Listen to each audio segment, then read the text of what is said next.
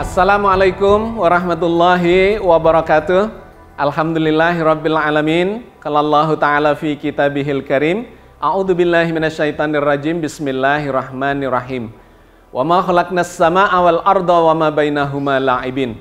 Wassalatu wassalamu ala nabiyyina Muhammadin wa ala alihi wa ashabihi wa ummatihi ajmain. Kita berjumpa lagi dalam program Islam Futuristik episode 137. Kita masih akan melanjutkan kajian menarik kita terkait dengan entitas misterius yang disebut sebagai roh. Kita sudah melakukan sejumlah kajiannya. Hari ini kita akan menambahkan lagi bersumber pada sebuah ayat yang sering kali digunakan untuk mengatakan bahwa roh itu tidak boleh dikaji secara eksplisit, secara terbuka. Bahkan ada yang mengatakan dilarang. Ayat itu adalah ayat yang sudah beberapa kali kita bacakan, tetapi terus akan kita kaji. Hari ini kita tuntaskan terkait dengan 3 hal yang menjadi poin dari ayat itu. Yaitu dari surat Al-Isra ayat 85. Wa yas'alunaka 'anir ruh qulir ruhu min amri rabbi wa ma utitum minal ilmi illa qalila. Dan mereka bertanya kepadamu tentang roh, katakanlah roh itu termasuk urusan Tuhanku dan tidaklah kamu diberi pengetahuan melainkan sedikit. Ada 3 poin yang penting di dalam ayat ini. Yang pertama, ayat ini sama sekali tidak melarang untuk melakukan kajian tentang roh. Biasanya ayat ini dijadikan sandaran untuk mengatakan bahwa ayat ini melarang. Dikarenakan ada kalimat kulir ruhu min amri robbi. Katakanlah ketika mereka bertanya tentang roh kepadamu Muhammad, katakanlah bahwa roh itu urusan Tuhanku. Tetapi kita sudah melakukan kajiannya bahwa kalimat ini sama sekali tidak melarang, cuma memberi penegasan. Yang hari ini akan kita kaji lebih spesifik terkait dengan frase ini. Jadi poin yang pertama, ayat ini sesungguhnya tidak melarang. Yang kedua, ketika Allah mengatakan atau memerintahkan kepada Nabi Muhammad untuk mengatakan kulir ruhu min amri rabbi, bahwa roh itu adalah urusan Tuhanku, maka sesungguhnya mana sih atau apa sih yang tidak menjadi urusan Tuhan itu? Segala sesuatu makhluknya ini, alam semesta dengan segala macam isinya dan seluruh peristiwa yang terjadi di dalamnya, tentu saja itu adalah urusan Tuhan. Tetapi adalah sangat menarik, Allah mengeksplisitkan itu, tentu di sana ada penegasan, sesuatu yang dibold, digarisbawahi, di mana ini meminta perhatian kita secara lebih dalam, lebih jauh terkait dengan hal itu. Karena itu akan kita bahas dalam episode kali ini.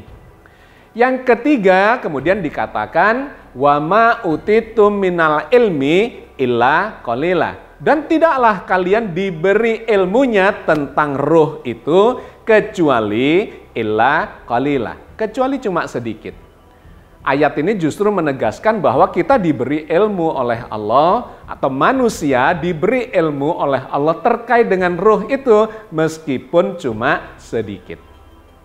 Oke, sahabat sekalian, kita akan melakukan kajian secara lebih spesifik terkait dengan frase yang mengatakan kulir ruhu min amri robbi.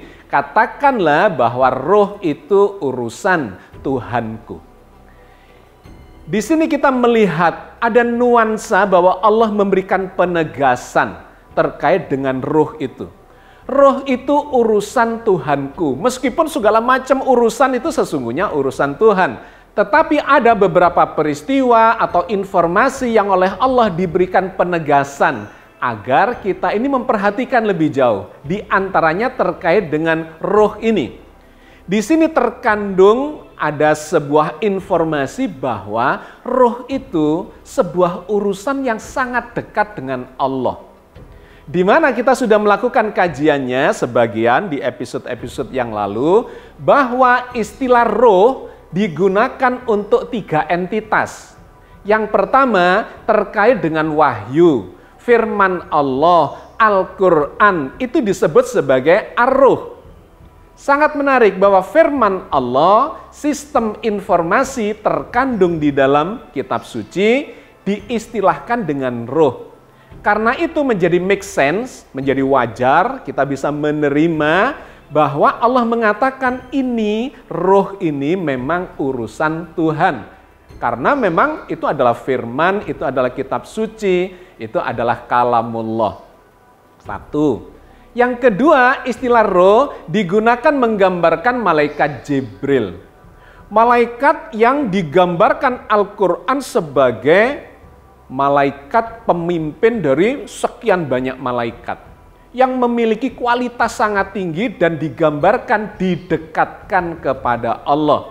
Sehingga di situ ada penegasan, pengkhususan terkait dengan malaikat Jibril yang disebut juga sebagai Ruhul Kudus, ruh yang suci atau Ruhul Amin, ruh yang terpercaya yang membawa amanah Allah untuk menyampaikan wahyu. Terkesan kedekatannya dengan Allah. Yang ketiga malah lebih spesifik lagi ketika Allah menggambarkan Allah meniupkan sebagian rohnya kepada manusia yang sedang diciptakan. Wa nafakha fihi min ruhihi, dan Allah meniupkan sebagian ruhnya kepada cikal bakal manusia. Nah, mari kita lihat ayat-ayat yang terkait dengan kalimat-kalimat tersebut yang memiliki korelasi sangat jelas di situ karena menggunakan diksi yang sama. Di dalam surat Al-Isra ayat 85 itu Allah mengatakan kulir ruhu min amri rabbi. Katakanlah roh itu urusan Tuhanku. Ternyata ketika Allah menggunakan diksi roh ini untuk menggambarkan kitab suci yang diwahyukan misalnya, itu juga digambarkan dengan diksi amr. Urusan Tuhan, perintah Tuhan.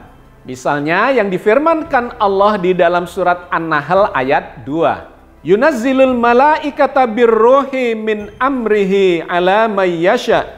Dia menurunkan para malaikat dengan membawa roh atau wahyu atas perintahnya kepada siapa yang dia kehendaki. Yunazzilul malaikata birruhi min amrihi. Allah menurunkan para malaikat birruhi dengan membawa roh, maksudnya wahyu yaitu Al-Quran, min amrihi, dari perintahnya atau dari urusannya atas perintah Allah. Jadi ada dua diksi yang menarik di sini. Yang pertama, roh digunakan untuk menggambarkan wahyu, dan yang kedua, min amrihi, itu atas perintah Allah. Ada korelasi sangat jelas dengan surat Al-Isra 85, kulir ruhu min amri rabbi. Katakanlah roh itu adalah atas perintah atau bagian dari urusan Tuhanku. Jadi ayat ini menggambarkan bahwa Allah menurunkan para malaikat, pembawa wahyu khususnya malaikat Jibril, disebut sebagai roh, Ruhul Amin, Ruhul Kudus, dan Al-Quran sebagai wahyu itu juga disebut sebagai roh, dan semuanya itu diturunkan atas perintah Allah menjadi urusan Allah. Nah, di dalam surat Asy-Syura ayat 52 Allah menegaskan kembali bahwa wahyu Al-Quran itu adalah entitas yang disebut sebagai roh juga, dan juga mengkaitkan dengan bahwa semua itu adalah atas perintahnya, urusan Allah. Wa kadzalika auhayna ilaika ruham min amrina. Dan demikianlah kami wahyukan kepadamu ruhan, wahyu Al-Quran dengan perintah kami. Wa kadzalika auhayna ilaika ruhan min amrina. Demikianlah Allah mewahyukan Al-Quran itu atas perintahnya atau menjadi bagian dari urusannya. Jadi lagi-lagi di sini memberikan penegasan terkait dengan kata amr yang digunakan di dalam surat Al-Isra 85 bahwa ruh itu urusan Tuhan. ternyata digunakan lagi terkait dengan istilah-istilah roh, baik terkait dengan malaikat maupun terkait dengan wahyu, kitab suci, semuanya adalah urusan Allah. Ini menunjukkan kedekatan yang luar biasa antara istilah roh dengan Allah. Apalagi terkait dengan peniupan roh kepada manusia.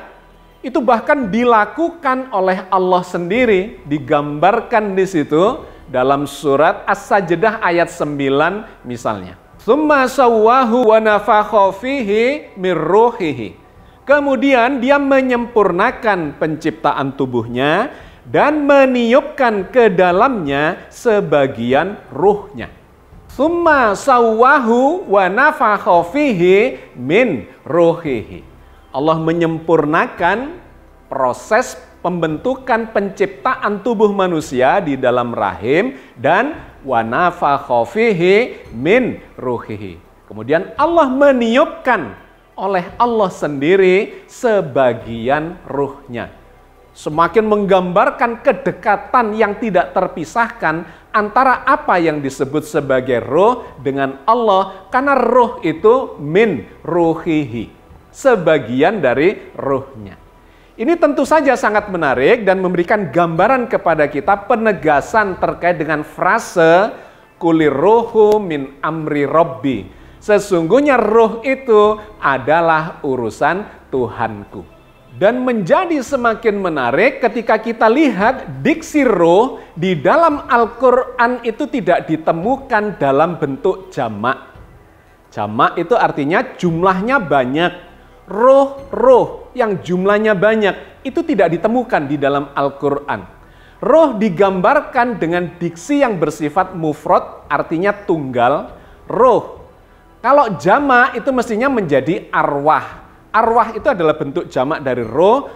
Roh-roh yang jumlahnya banyak disebut sebagai arwah. Kita tidak menemukan istilah arwah di dalam Al-Quran Al-Karim. Artinya roh itu sesungguhnya tunggal belaka. Itu yang digambarkan oleh Al-Quran. Tunggal dan berasal dari Allah yang Maha Tunggal, Maha Esa. Ini memberikan gambaran yang sangat menarik bahwa roh adalah sesuatu yang tidak berjumlah jamak, tetapi tunggal, berasal dari Allah, tetapi ini digunakan untuk memberikan gambaran beberapa entitas yang berbeda. Tentu saja menjadi sangat menarik. Roh kadang digunakan untuk menggambarkan kalamullah, roh digunakan untuk menggambarkan malaikat Jibril, dan roh digunakan untuk menggambarkan entitas yang ditiupkan kepada manusia. Seakan-akan ini berbeda-beda, jamak. Tetapi kenapa Al-Quran justru menggunakan roh dalam bentuk yang tunggal? Artinya itu memberikan gambaran kepada kita, imajinasi, bahwa semua yang berbeda-beda, roh yang seakan-akan berbeda-beda pada entitas-entitas yang berbeda itu sesungguhnya tunggal belaka, berasal dari Allah yang Maha Esa. Apa yang membuat dia berbeda? Itu adalah entitas yang dipengaruhi oleh roh yang tunggal itu. Wadahnya lah yang membuat dia itu muncul, mewujud menjadi sebuah entitas yang berbeda. Tetapi poin pentingnya, seperti pernah kita bahas di episode-episode yang lalu, bahwa roh itu bersumber dari sesuatu yang tunggal belaka dan kemudian mewujud secara berbeda-beda di dalam kondisi yang berbeda. Saya pernah menyampaikan sebuah analogi terkait dengan roh itu dikaitkan dengan perkembangan teknologi informasi. Kita pernah membahas bahwa roh itu adalah sistem informasi.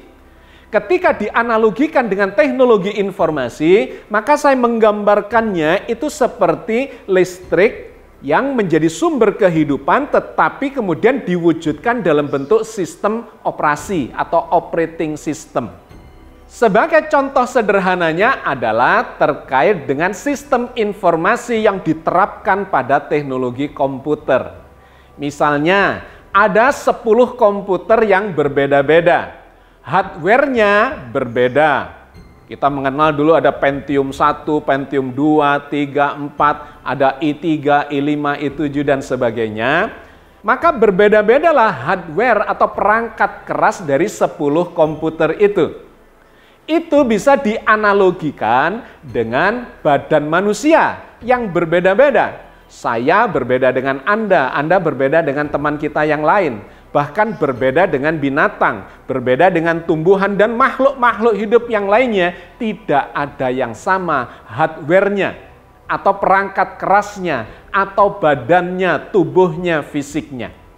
Yang kedua, di dalam makhluk hidup ini ada yang namanya jiwa. Di mana di dalam sistem informasi komputer itu bisa dianalogikan sebagai software, program aplikasi. Hardware yang berbeda-beda bisa dimasuki, diinstalkan software aplikasi atau program aplikasi yang berbeda-beda. Komputer 1 digunakan untuk desain arsitektur misalnya. Komputer 2 untuk administrasi, komputer 3 adalah multimedia dan sebagainya. Berbeda-beda software aplikasinya. Itulah jiwa dari komputer, sama dengan jiwa kita. Tetapi semua komputer yang 10 yang berbeda-beda hardware maupun softwarenya itu sesungguhnya membutuhkan sesuatu yang sama. Apa itu? Yaitu operating system yang berbasis kepada listrik. Dicolokkan ke listrik yang sama, meskipun mungkin tempat colokannya berbeda-beda, tetapi semua komputer yang berbeda-beda, baik hardware maupun softwarenya itu, membutuhkan sumber yang sama, yaitu sumber listrik untuk menghidupkan komputer itu, dan kemudian ada yang disebut sebagai operating system. Sistem operasi di mana hardware dan software itu bekerja berdasarkan pada operating system itu. Misalnya Windows, atau Android, atau Linux, dan sebagainya. Ya, kawan-kawan yang belajar atau menguasai di bidang itu lebih tahu tentang itu. Poin pentingnya adalah, yang ingin saya sampaikan, operating system yang berbasis pada kelistrikan itulah yang bisa digambarkan, dianalogikan dengan roh itu. Badannya, hardware-nya berbeda, software-nya berbeda, tetapi operating system-nya sama. Jadi operating system itu bukan hanya berfungsi menghidupkan, tetapi sistem informasinya menjadi basis dari seluruh kinerja komputer itu. Begitulah kurang lebih analogi terkait dengan ruh itu. Sahabat sekalian, maka secara sederhana kita menggambarkan atau mendapat gambaran bahwa sesungguhnya roh itu bersifat universal. Dia bisa menghidupkan komputer yang berbeda-beda. Roh itu bersifat universal, tunggal saja seperti operating system, di mana komputer yang berbeda-beda itu bekerja berbasis pada kinerja operating system, atau pada makhluk hidup bekerja pada sistem informasi ruhiyah itu. Karena itu Al-Quran menggunakan diksi roh itu bukan jamak, tetapi tunggal, roh saja. Dari satu sistem, ya, operating system yang namanya roh itu, maka muncullah berbagai macam kehidupan yang wadahnya, hardware-nya berbeda-beda. Seluruh makhluk hidup memiliki hardware yang berbeda-beda, bahkan pada jenis yang sama. Misalnya nih, pada manusia, saya dan Anda itu memiliki hardware yang berbeda-beda. Softwarenya, jiwanya juga berbeda-beda, tetapi roh kita sama belaka. Jadi dengan kata lain, meskipun sistem operasinya sama, itu akan mewujud secara berbeda pada makhluk hidup yang memiliki kecanggihan badan yang berbeda dan kecanggihan software yang berbeda. Kita melihat di dalam penelitian sistem informasi di dalam makhluk hidup yang kemudian didefinisikan sebagai kode-kode DNA atau dirumuskan di dalam seperangkat informasi genetik yang disebut sebagai genom. Kita melihat di sana bahwa setiap makhluk hidup memiliki kode-kode itu dalam sistem informasi, dan di mana kapasitas informasinya itu ternyata berbeda-beda.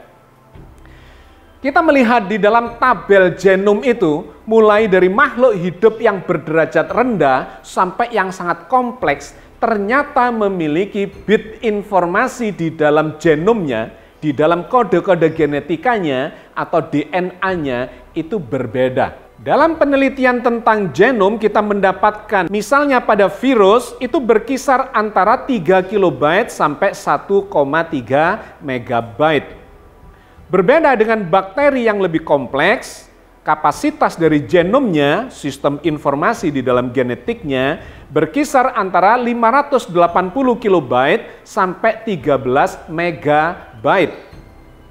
Sedangkan jamur itu lebih kompleks lagi, berkisar dari 2,9 megabyte sampai 12 megabyte. Tumbuhan yang berbunga memiliki kisaran genom sekitar 125 megabyte. Tumbuhan yang berderajat tinggi, yang berkayu misalnya, itu memiliki genom berkapasitas 410 megabyte. Padi memiliki 430 megabyte. Mencit anak tikus 2,5 gigabyte. Dan manusia adalah yang paling tinggi, memiliki kapasitas informasi di dalam genomnya 3,2 gigabyte. Jadi terkait dengan sistem informasi ini kita melihat korelasi yang sangat menarik bahwa roh itu adalah operating system dari seluruh sistem informasi yang bekerja pada makhluk hidup. Dan ternyata roh yang sama, operating system yang sama itu bisa mewujud di dalam hardware yang berbeda-beda, software yang berbeda-beda, dan menghasilkan kualitas makhluk yang berbeda-beda. Dengan sederhana, maka kita bisa mengambil kesimpulan bahwa roh dari seluruh makhluk hidup ini sesungguhnya adalah tunggal belaka. Tetapi pada virus itu kemudian mewujud menjadi makhluk yang berkecerdasan rendah dikarenakan memang sistem informasi yang ada di dalam DNA-nya, badannya, dan kemudian jiwa dari virus itu adalah sedemikian rendahnya. Kapasitas informasinya sangat rendah dibandingkan dengan jamur misalnya yang lebih tinggi atau bakteri yang lebih tinggi dari virus. Kemudian tanam-tanaman itu mulai dari yang derajat rendah sampai yang lebih tinggi, yang berbunga, yang berkayu, itu semakin menunjukkan bit informasi yang semakin besar.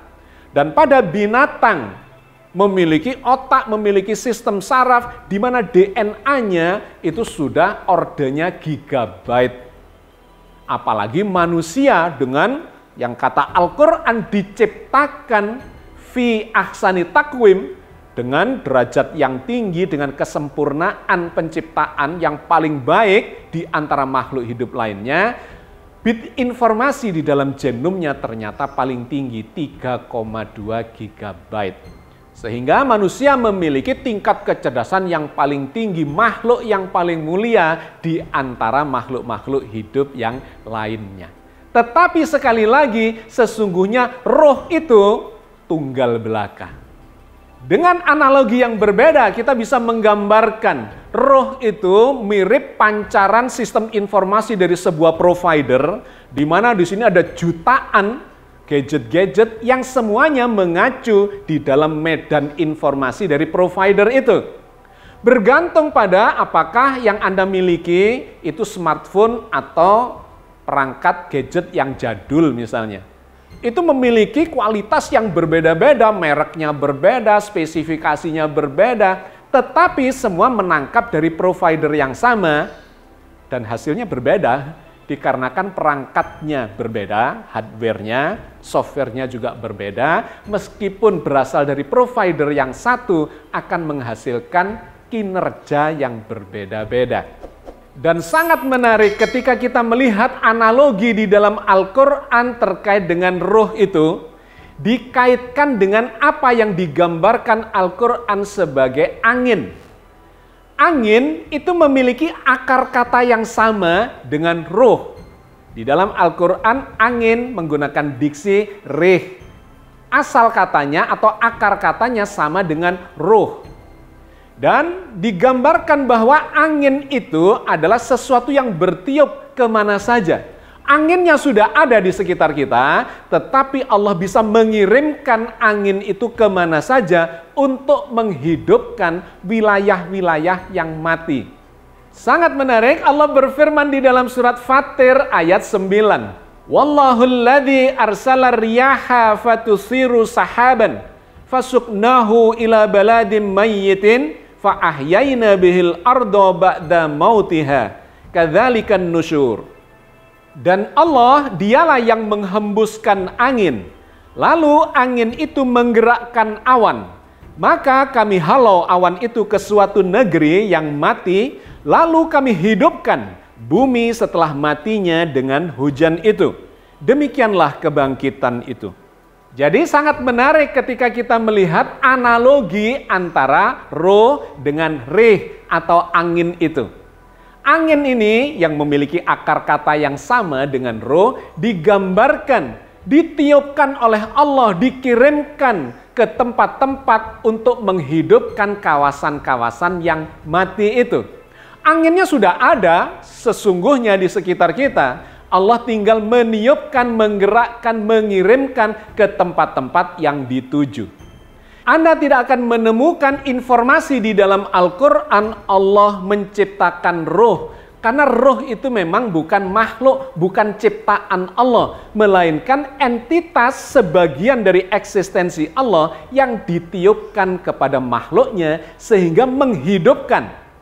Nah, ketika menghidupkan dan kemudian menurunkan sifat-sifat ketuhanan, roh itu akan mewujud sesuai dengan badan, wadah makhluk hidup, fisik makhluk hidup yang mendapatkan tiupan roh itu.